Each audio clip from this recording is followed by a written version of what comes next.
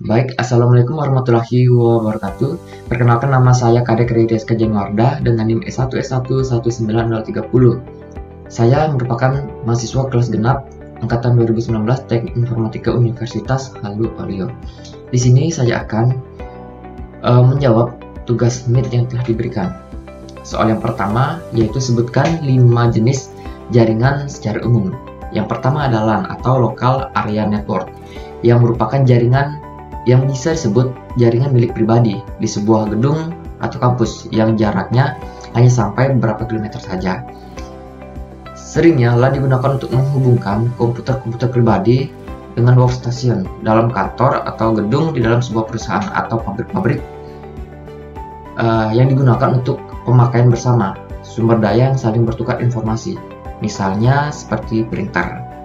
Yang kedua itu ada WAN atau Wide Area Network, merupakan jaringan yang mempunyai cakupan cukup luas, yaitu daerah geografis yang luas, seperti mencakup sebuah negara antar negara, benua antar benua.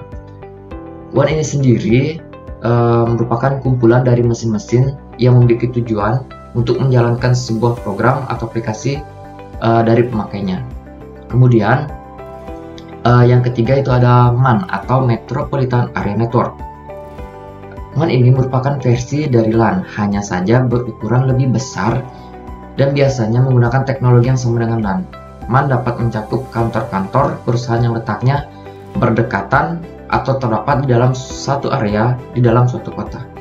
Kemudian yang keempat yaitu ada WLAN atau Wireless Local Area Network, merupakan suatu jenis jaringan komputer yang menggunakan gelombang radio sebagai alat atau media transmisi datanya. Informasi atau data ditransfer dari satu komputer ke komputer yang lainnya menggunakan gelombang radio. WLAN ini biasa disebut dengan jaringan nirkabel atau jaringan wireless. Kemudian yang selanjutnya itu ada Internet WLAN atau merupakan singkatan dari Wireless Local Area Network, yaitu merupakan suatu jenis jaringan komputer yang menggunakan gelombang radio sebagai media untuk mentransmisi datanya. Informasi atau data ditransfer dari satu komputer ke komputer lainnya menggunakan gelombang radio. WLAN ini juga disebut sebagai jaringan nirkabel atau jaringan wireless.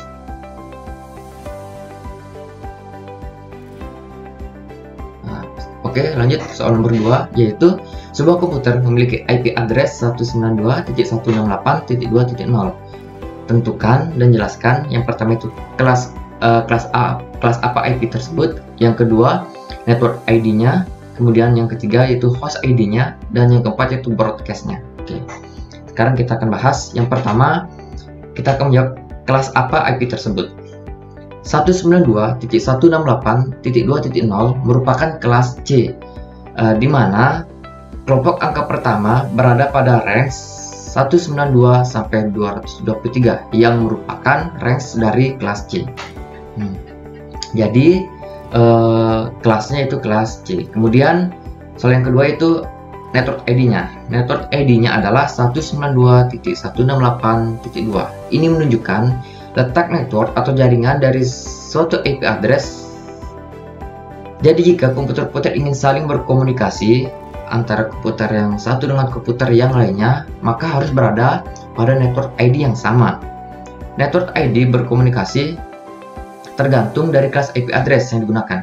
Jika kita menggunakan IP address kelas C, maka network ID yang kita gunakan adalah 24 bit angka pertama. Jika kita menggunakan IP address kelas B, maka network ID-nya yang kita gunakan adalah 16 bit angka pertama. Kemudian soal yang ketiga itu host ID-nya. Host ID-nya adalah 0, karena nomor perangkat keras pada kelas fisik Ethernet Network Interface Card atau yang biasa disingkat dengan NIC. Host ID terkadang disebut alamat Ethernet atau MAC address atau alamat media access control. Oke, itu tadi host ID-nya adalah 0. Kemudian soal yang keempat atau yang terakhir yaitu broadcast ID-nya. Broadcast ID-nya pada IP 192.168.2.0 bisa dibilang sebagai host terakhir. Jika host pertamanya adalah 0, maka host terakhir dapat ditentukan tergantung dari subnet masknya yang diberikan. Misalnya subnet masknya adalah 25, maka cara untuk mencari broadcast ID yaitu pertama dengan mencari jumlah host ID-nya. Yang didapat dari maka didapat yaitu 32 dikurang 25 yaitu 7. Kemudian 7 ini dimasukkan ke rumus jumlah host ID-nya yaitu 2 kali 7. Jadi terdapat total 128 host ID. Maka broadcast ID dari IP tersebut adalah 192.168.2.127 karena 128 dikurangi 1 yang merupakan angka sebelum subnet selanjutnya.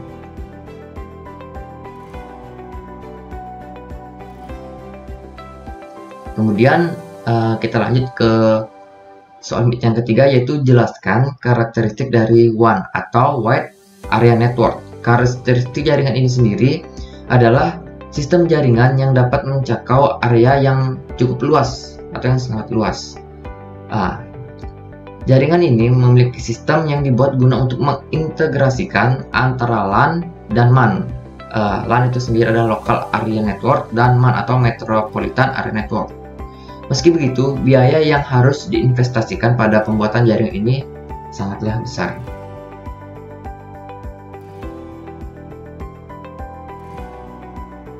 Kemudian kita lanjut ke soal nomor 4. Jelaskan persamaan dan perbedaan fungsi dari access point dan switch.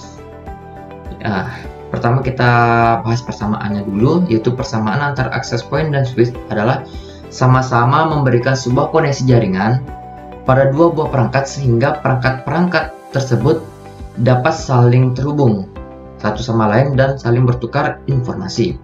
Kemudian, sementara perbedaannya yaitu access point ini berfungsi untuk memancarkan dan menerima sinyal dari internet dari client server maupun sinyal internet yang menuju client server.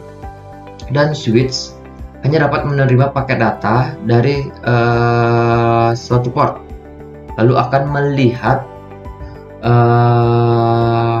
MAC atau media access control tujuannya dan juga untuk membantu suatu koneksi logika dengan port yang telah terhubung dengan node maupun perangkat tujuannya.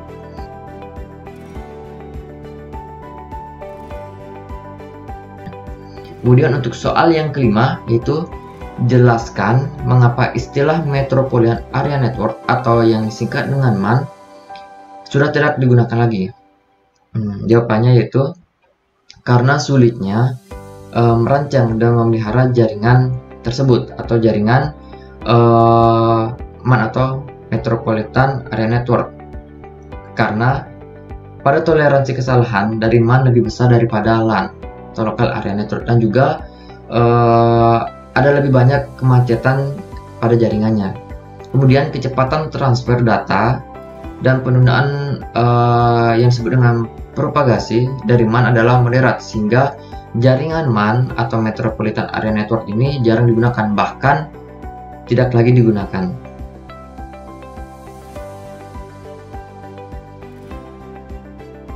Kemudian soal yang keenam, yaitu jika di dalam sebuah tempat terdapat 200 komputer dan kita ingin menghubungkannya semuanya dalam sebuah LAN. Soal yang pertama itu tentukan yang pertama IP kelas berapa yang digunakan, kemudian jelaskan alasannya. Yang kedua, perangkat apa saja yang digunakan, kemudian jelaskan alasannya. Kemudian untuk yang ketiga yaitu kabel jenis apa yang cocok, jelaskan alasannya. Baik, kita bahas satu persatu. Yang pertama, yang cocok adalah menggunakan IP address kelas C.